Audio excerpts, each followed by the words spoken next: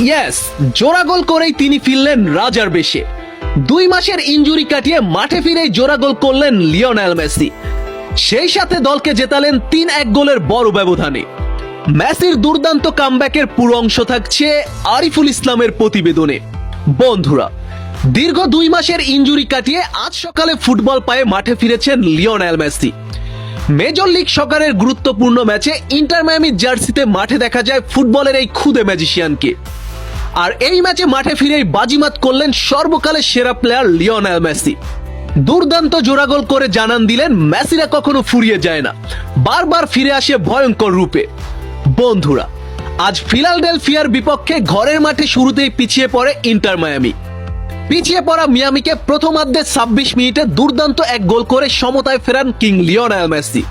তার ঠিক 4 মিনিট পরেই আরো একটি গোল করে মিয়ামিকে লিড এনে দেয় লিওনেল মেসি।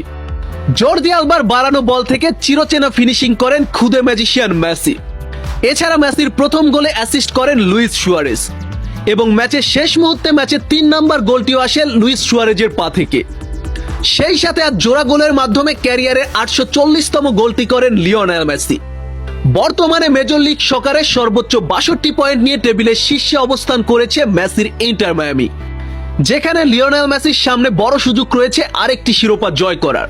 একটি বাস্তব সত্য, মেসি তার ক্যারিয়ারে যতবার ইনজুরিতে পড়েছে, ইনজুরি থেকে ফিরে চিরচেনা রূপে ম্যাজিক দেখিয়েছে লিওনেল মেসি।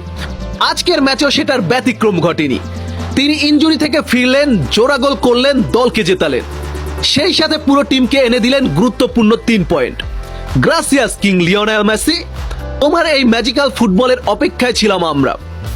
বন্ধুরা, মেসি রিলেটেড নিত্য নতুন সকল আপডেট পেতে আমার চ্যানেলটি সাবস্ক্রাইব করে পাশে থাকুন। ধন্যবাদ।